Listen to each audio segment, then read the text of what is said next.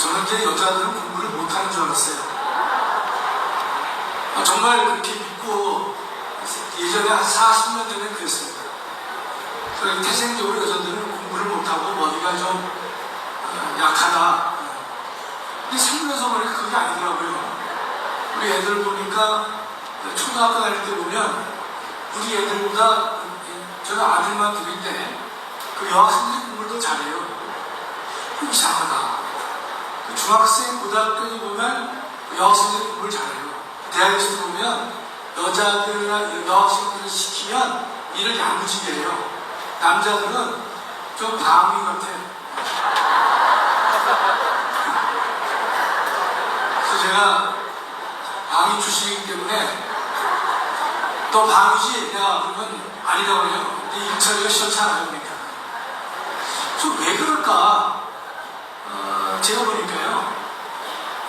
예전에 우리 어른들이 여성에게 공부를 시키지 않은 사람이 있어요. 예전에는 기억해 보시면 온 한 집에서 돈도 없는데 장난만 보내도 힘든 판에 딸들을 무슨 공부를 시키냐. 그래서 공부를 안 시켜서 성적이 낮았던 것이지 제품이 나빠서 그런 건 아니에요. 성경적으로 보니까 여성들이 훨씬 더 우수하잖아요. 남자는 흙으로만 그렇지만 여자는 본 차이 납니다. 하나님께서도 차별을 주셨기 때문에 그래서 여성분들이 우수한 거예요. 지금은 자유마을 운동하시는 거 보면 다 누굽니까? 대부분 여자들이 하고 계세요. 그 남자들이 허당인 사람이 많아요. 정말 허당인 사람 많습니다. 그래서 오늘 자유마을 오늘 제 후반 발대식인데 여성 운동가들이 많이 계셔서 너무나 감사해서 제가 시작에 말씀드렸습니다. 두 번째는 오늘 자유마을 교재가 아마 프린트로 되어 있지 않지만 제가 이제 지난주 토요일날 목사님께 무슨 공부를 드렸냐면 자유마을 운동을 함에 있어서 우리가 이제 이 주한미군 철수를 지지하느냐 반대하느냐 이것만 가지고는 실제로 미흡하거든요. 목사님은 된다고 하셨지만 목사님은 워낙 미천이 많으시니까 그 말 한마디하고 안 되면 다른 말 할 수 있는 능력이 계시는데 통상은 그 말 한마디로 안 되거든요. 그래서 제가 목사님께 소책자를 하나 만들어야 될 것이다. 책을 또 두꺼우면 여러분이 안 읽으시니까 한 10페이지 정도에서 그러니까 주제별로 한 페이지씩 해서 10개의 주제를 제 책자로 10페이지짜리 유인물을 만들었어요. 그래서 정치, 경제, 환경질서 관련해서 문재인 정권 하에서의 피해를 한 10페이지 정도니까 그걸 여러분들이 가져가서 이 프린트물로 오늘은 안 되겠지만 저한테 여러분 그 손에 접할 수 있도록 만들겠습니다. 그럼 여러분들이 계속해서 집에서 읽어보시고 또 읽어보시면 돼요. 제가 박수하는 일이 아닌데 그걸 여러분 여러 번 읽으셔서 계속해서 반복해서 암기를 하세요.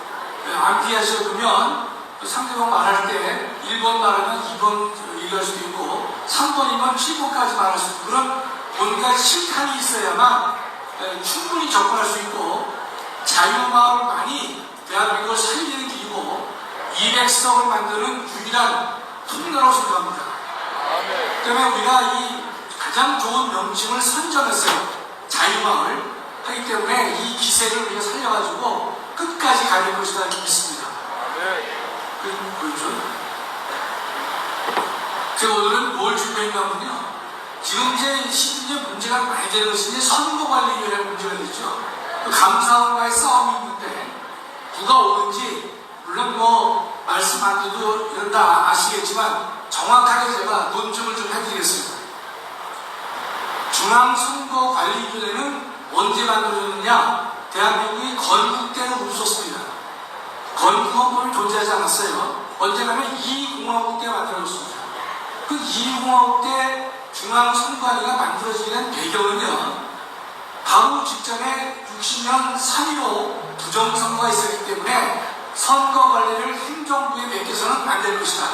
행정부로부터 분리되어 있는 독립된 헌법기관이 맡으면 좋겠다라고 해서 제2공화국 때 처음으로 만들어졌습니다.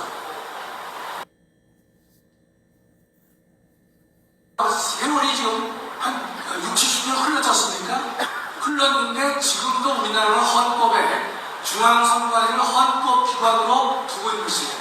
제가 소개를 했지만 전 세계 헌법 예중에서 헌법에다가 중앙선관위와 같은 기관을 둔 나라가 4나라밖에 없습니다. 인도, 엘살바도르, 필리핀, 한국이에요. 앞에 3개 나라는 우리가 본받을 만한 나라입니까? 아니죠. 엘살바도르? 그럼 저 어디 있는지 잘 모르잖아요. 그렇죠? 하여튼 이 지구상에 있어요. 그런 나라가 4개만 헌법적으로 돼 있단 말이죠. 그 위에 있는 미국, 독일, 일본은요, 법률기관으로 되어 있습니다. 독립된 법률기관이에요. 그러면 헌법기관과 법률기관의 차이는 뭐냐? 쉬워요. 헌법기관이라고 것은 뭐냐면 헌법에서 직접 근거로 만들어진 기관을 헌법기관이라고 하는 거예요. 아주 쉽죠? 법률기관은 법률에 근거해서 만들어지는 것이, 중앙선관위는 헌법에 근거가 있기 때문에 헌법기관이다 이렇게 말을 하게 된 것입니다. 다음이요. 먼저 이 중앙선관위의 구조를 보시면 9사람으로 되어 있는데 대통령이 3명을 임명합니다. 임명. 3명은 국회에서 선출합니다. 3명은 대법원장이 지명을 해요. 또 우리나라는 시스템이 이상하게 이 어떤 기관을 만들 때 대통령, 국회, 그다음에 대법원이 3분의 1씩 나누어서 권력기관 구성에 관여하는 것을 되게 좋아하는데, 제 개인 생각에는 200석이 돼서 헌법 개정하게 되면요, 이런 걸 다 없애버려야 됩니다. 그게 무슨, 잘 알고 알면 하셔야 돼요. 무슨 말이냐면 대법원장이 각종 그 3명씩, 김명수 때문에 그런 것이 아니라 누가 대법원장이 된다 그래도 대법원장이 조금 나서서 이런데 이 국가에 관여해서는 안 된다는 측면에서 필요 없다는 그런 뜻입니다. 그런데 9사람 아닙니까? 헌법은요, 중앙선관위 위원장을 어떻게 선출하는가 하면 호선, 자기네끼리 모여가지고 대위원장을 뽑도록 되어 있습니다. 헌법의 명령이에요. 그런데 지금껏 우리나라는 60년 동안 어떻게 해왔느냐? 호선하지 않았습니다.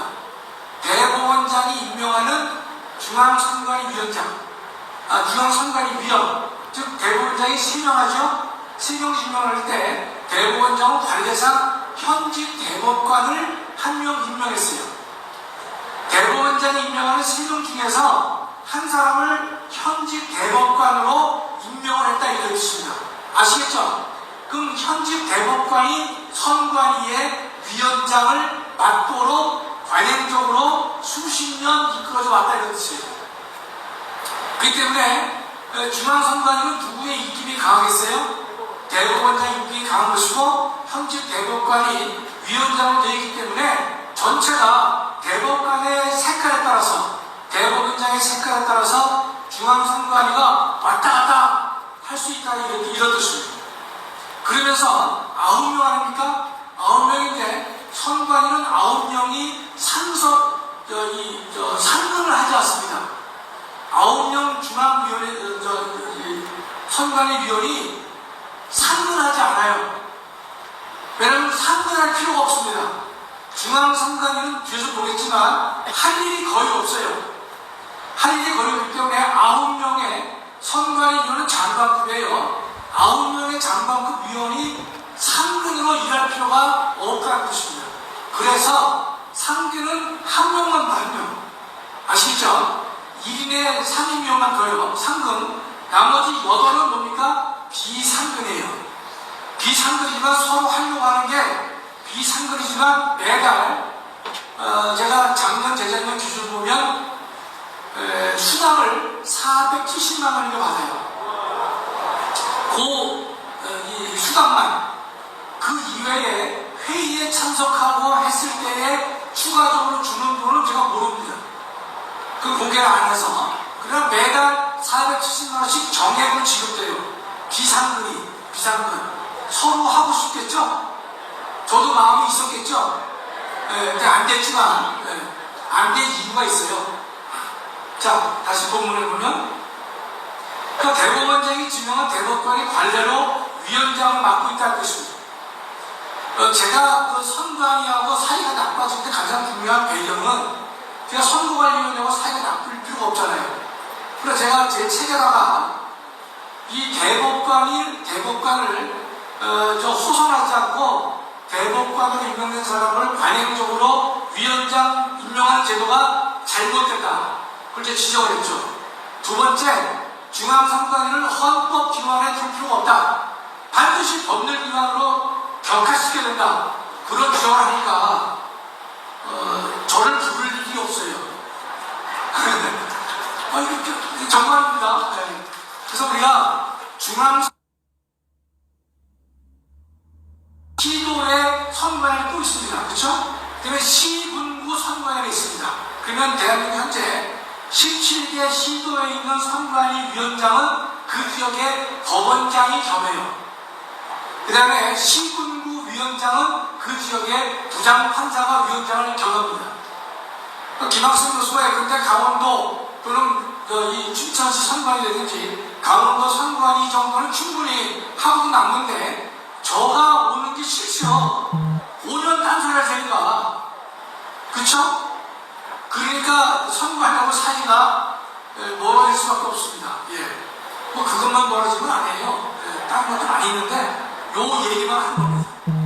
자, 오부 요인이라고 했는데 지금 여러분 잘 시사성을 보면 대통령이 청와대로 근데 헌법기관의 장을 초청합니다. 국회의장, 대법원장, 헌재소장을 초청해요. 그렇죠? 미국 갔다 오게 되면 그런 헌법기관 대표들에게 방문들을 이렇게 알려주는 일을 한단 말이죠. 그럴 때 사부 요인, 오부 요인 이런 용어가 등장하는데 그게 명확하지 않지만 적어도 국회의장, 대법원장, 헌법재판소장은 3부 요인에 속합니다. 그렇죠? 대통령까지 포함하면 4부 요인이 될 수 있는데 그 대통령 빼고 국무총리를 해서 4부 요인이라 그래요.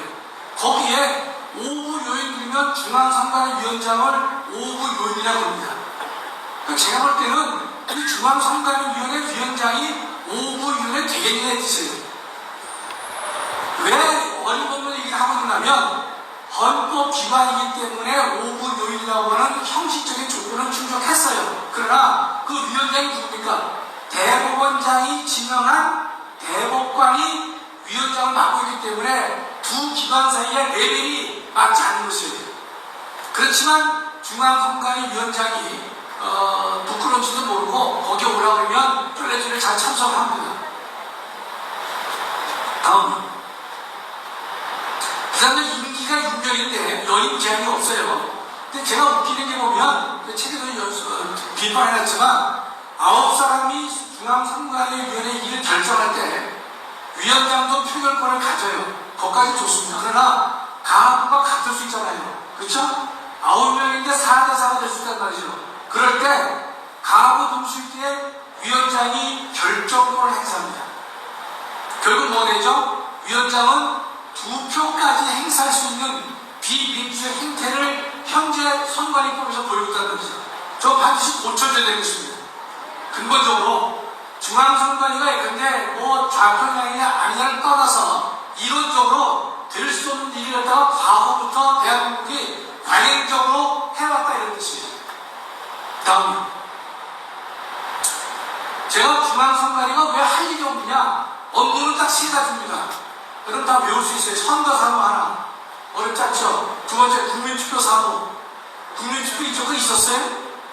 87년 헌법부터 지금까지 국민투표는 없었어요. 그러니까 국민투표라고 하는 제도는 있었고 한 번도 한 적이 없으니까 일이 없는 거죠. 그러니까 뭐만 있어요? 선거 사무만 하는 거예요. 세 번째가 정당 사무입니다. 정당의 설립, 활동, 등록, 해산 사무. 이것밖에 하지 않기 때문에 중앙선관위의 위원 9명이지만 9명이 매번 출근할 필요가 있다는 뜻이에요. 위원만을 임명하고 있다 이런 뜻입니다. 나머지 8명은 비상근으로 해서 일정한 정액의 수당과 뭐 이런 등등을 받고 있다 이런 뜻입니다. 다음이요. 근데 규모는 얼마나 크냐? 예산이 1년에 한 4천억 되는데 직원이 3,000명이에요. 직원이. 17개 시도선관위가 있는데 법원장이 위원장하고 있고 시군구면 부장판사로 위원장이. 제가 만약에 춘천시 선관위 위원으로 갔거나 강원도 선관위 위원으로 갔으면 내가 얘기했을 거예요. 법원장 또는 부장판사 네가 뭔데 임마 위원장 아니야. 나도 해야 되겠다 말이죠. 아니 왜냐면 이건 관행적으로 관행적으로요. 그렇게 대접을 해주고 있는데 잘못된 것이. 때문에 지금 하더라는 것이 돈이 어마무시하게 많은 것이고 선관위는요 외형적으로는 별 볼일 없는데 이 인간들이 누구한테 힘이 강합니까? 힘센 국회의원한테 얘들이 강해요. 이해가 되시죠? 국회의원들이 행정부 장관 불러놓고 막 뭐라고 막 하잖아요. 그런데 선관위에 대해서는요 행정부가 의외로 국회의원들이 의외로 조용합니다. 왜 그렇겠어요? 선거 업무를 위해서 선관위가 조사권이 있단 말이죠. 그렇죠? 정치자금법 위반했느냐, 선거 비용을 초과했느냐, 안 했느냐에 대해서 권한을 가지고 있기 때문에 힘이 없어 보여도 은근히 힘 있는 국회의원에게 강제적 지위를 갖고 있는 것이 중앙선거관위가 이런 뜻입니다. 다음이요. 지금 감사원은 어떤 일을 하느냐? 헌법 97조인데요. 잘 보세요, 여러분. 국가의 세입 세출의 결산 업무를 감사원이 해요. 이건 잊어버리세요. 이거 알 수 없단 말이죠. 두 번째, 감사원은 거기서 법률 정원 자체도 잊어버리세요. 국가에 대한 회계 검사를 해요. 따라서 감사원은요, 대통령 시의원, 국회의원, 법원이건 헌법재판소건 다 국가죠. 거기에 모든 회계 검사는 감사원이 할 수 있습니다. 그렇죠? 헌법조문상 그렇게 된단 말이죠. 근데 직무감찰은 뭐 되냐면 행정기관 및 공무원의 직무에 관한 감찰도 있어요.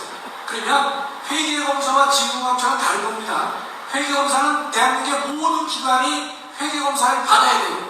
예외 없습니다.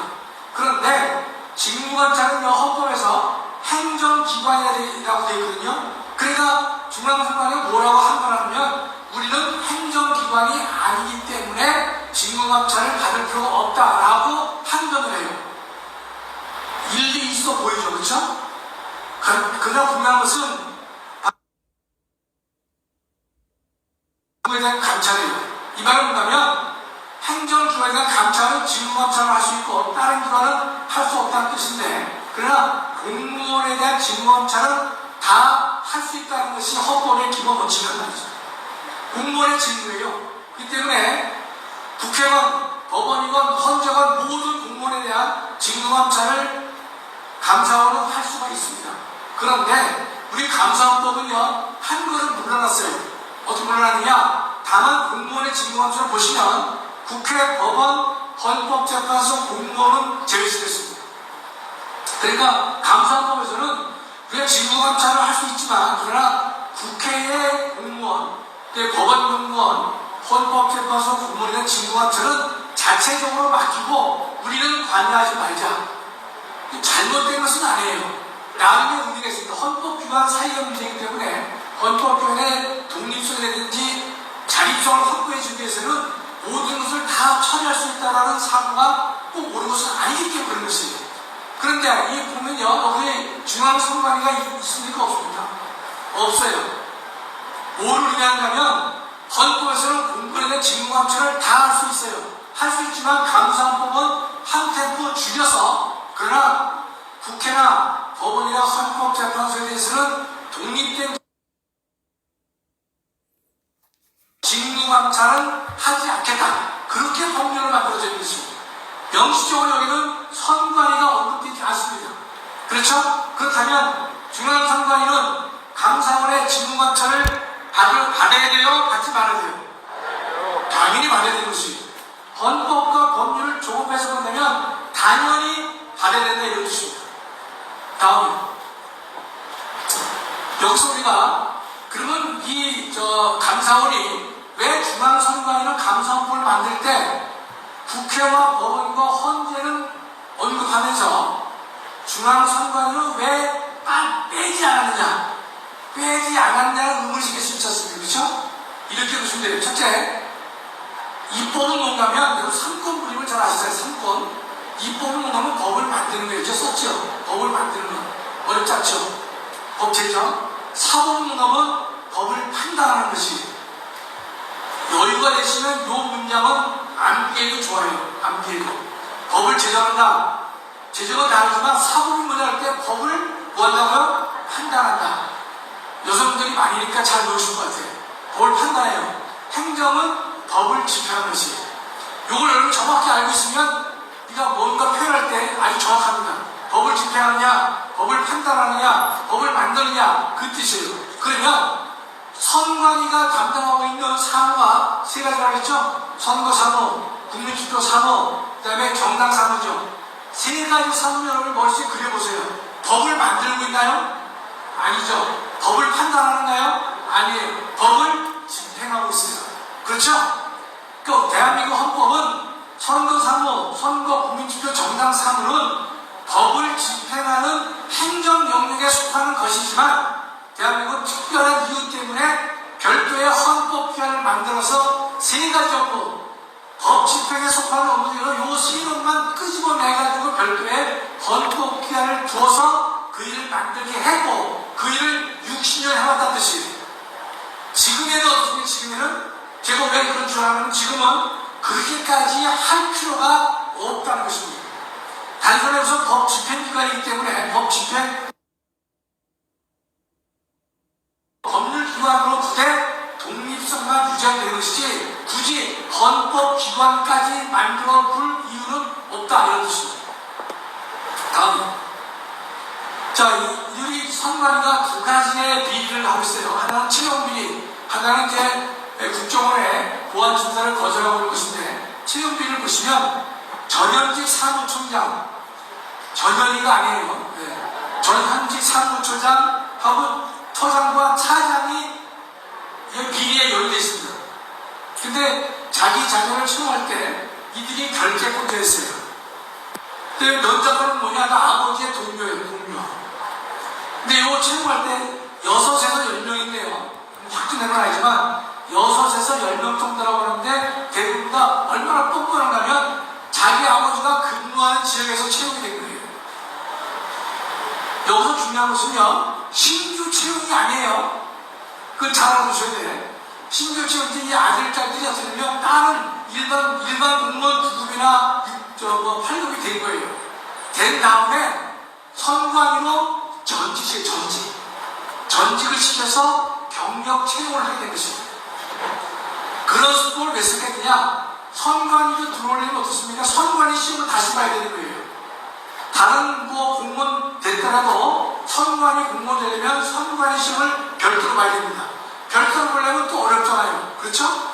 그래서 경력직으로 얘들을 자기 아들, 딸들을 끌고 드린 거예요. 그럼 경력직으로 뽑으려니까 뭐가 필요합니까? 선관위에 결혼이 생겨요. 결혼이 생겨야 들어올 거 아닙니까? 그렇죠? 통상 결혼이 생기면 정규직을 뽑을까요? 안 뽑을까요? 뽑아요? 아니, 예컨대 지금 육아휴직이다, 등등 출산휴가 있다. 그러면 정규직을 뽑아야 안 뽑아요? 안 뽑죠. 뽑으면 문제가 생기잖아요. 그렇죠? 그러니까 임시직으로 그 자리를 대체하는 게 원칙인데 선거에서 그 직원들이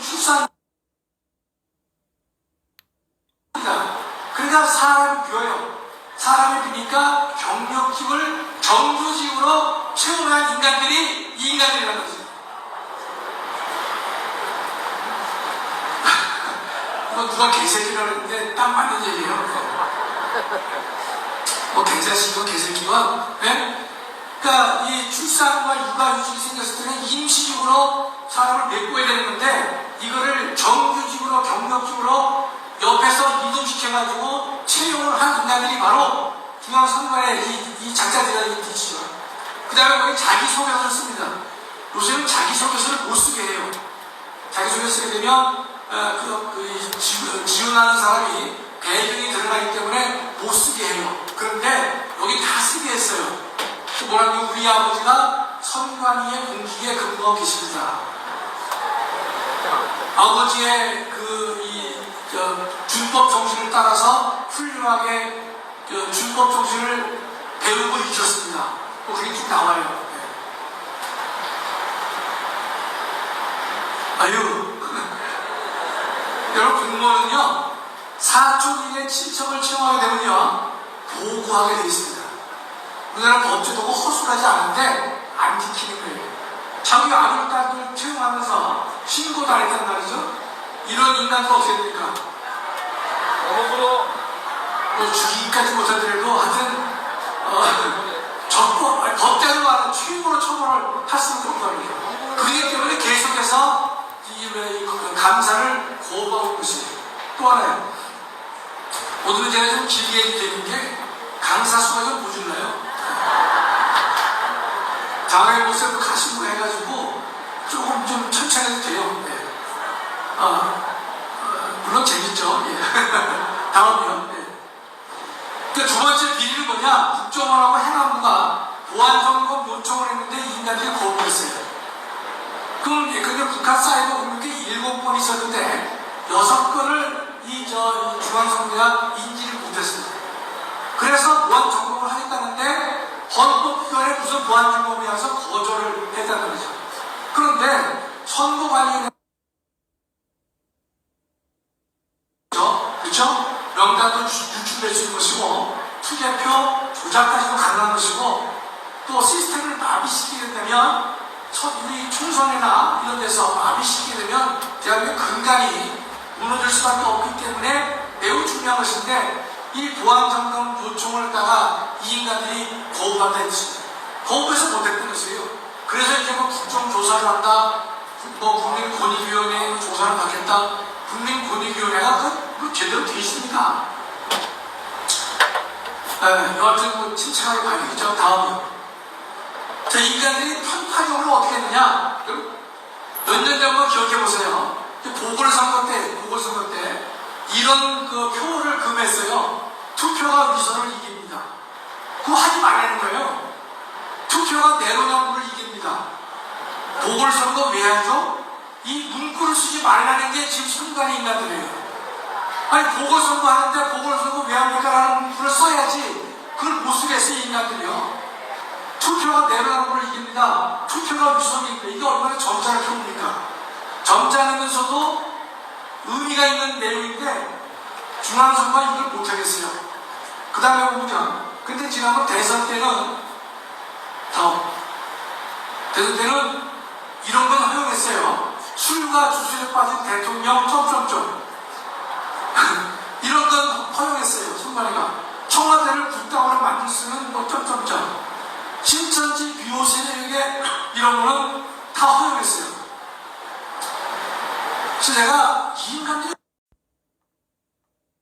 들으냐 제가 감각이 떨어져서 몰랐었는데 정말 알 수 있겠더라고요. 그러니까 이제 민주당과 선관위가 한통속이 돼가지고 나라 자체를 정말 지저분하게 만들고 타락하게 만드는 원흉의 역할을 앞장서서 했던 인간들이에요. 다음에 그럼 도종이라는 사람을 기억하시죠? 소프리 투표 때문에 날아간 여자, 그죠? 도종이고 지금도 노태악이죠? 근데 지금 도종이만 제가 말씀드리면 재밌어요. 여러분 이런 이면의 얘기를 들어보니까 정말 정치하는 놈들이 얼마나 타락했는지 치밀하게 한지 알 수 있는데 노종이는 수구 주신 이 사건을 전원 합의로 본다. 이 무슨 말이냐면 대법원은요 여기는 물도 안 주네.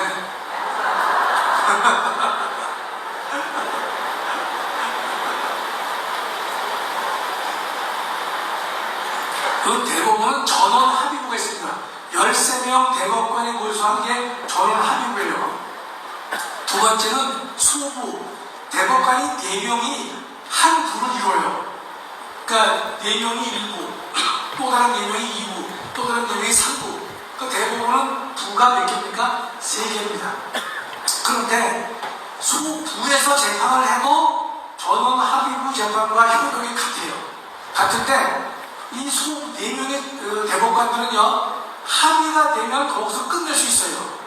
근데 합의가 안 되면 전원 합의로 넘어갑니다. 요건 이 정도는 알아두셔야 돼. 자유권 운동가의 이제 대표들이라면 이 정도 법상식 알아두는 뜻이죠. 부가 몇 개예요? 3개. 한 부당 몇 명? 4명. 옛날엔 3명인데 4명이에요.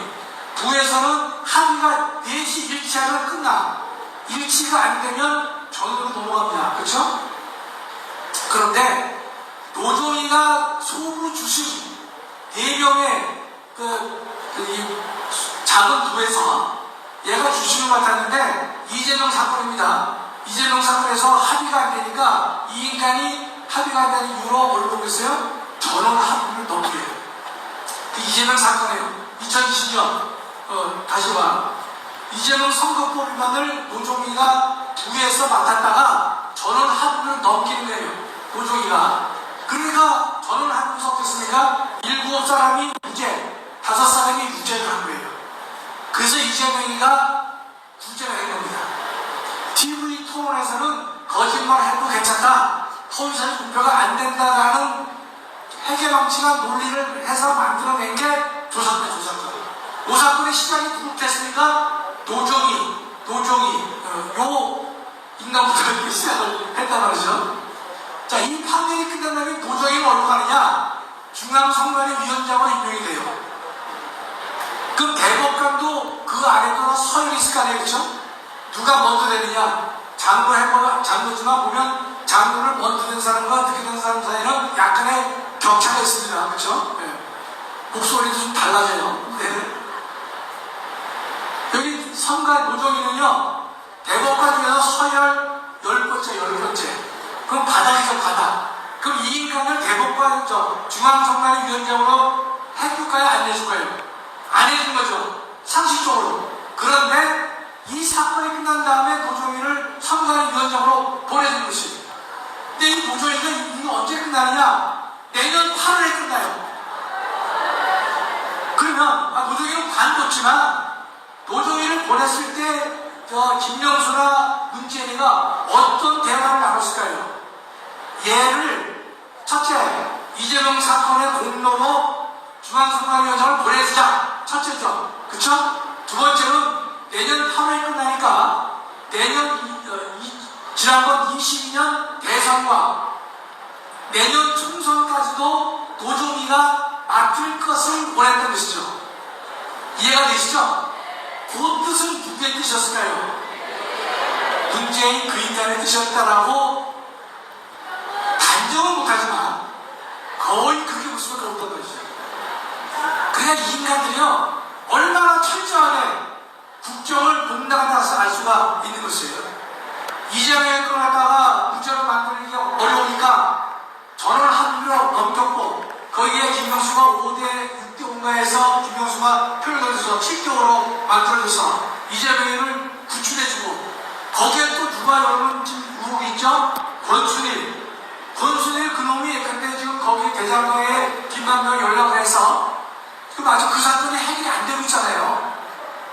그런 전부의 힘이 바로 그때 사건인데 그러니까 노조위가 이재명 그 사건에서 공을 세우기 때문에 중앙선거위원장으로 가고 갈 때는 서열 10위에 불과했지만 내년 8월까지 임기를 얘는 가지고 있었기 때문에 2022년 대선과 내년 총선까지도 네가 장악을 해라 말이죠.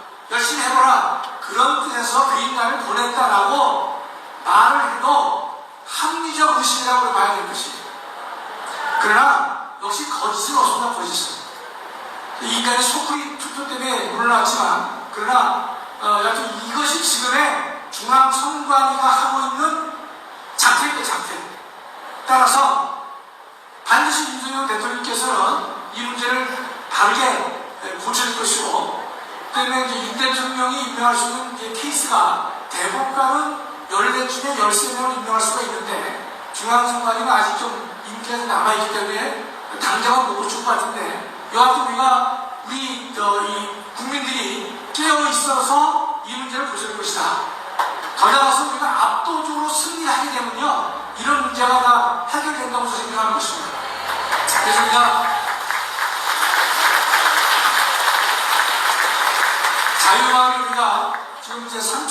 어저께 목사님께서 A조를 나누셨잖아요. 그래서 막 7,000개가 되는데, 목사님은 또 워낙 스케일이 크시니까 7,000개에서 각 5,000개가, 그래서 1,700만, 1,800만 쓰시는데, 여하튼 간에 그가 최선을 다해서 반드시 압도적으로 승리했을 때만이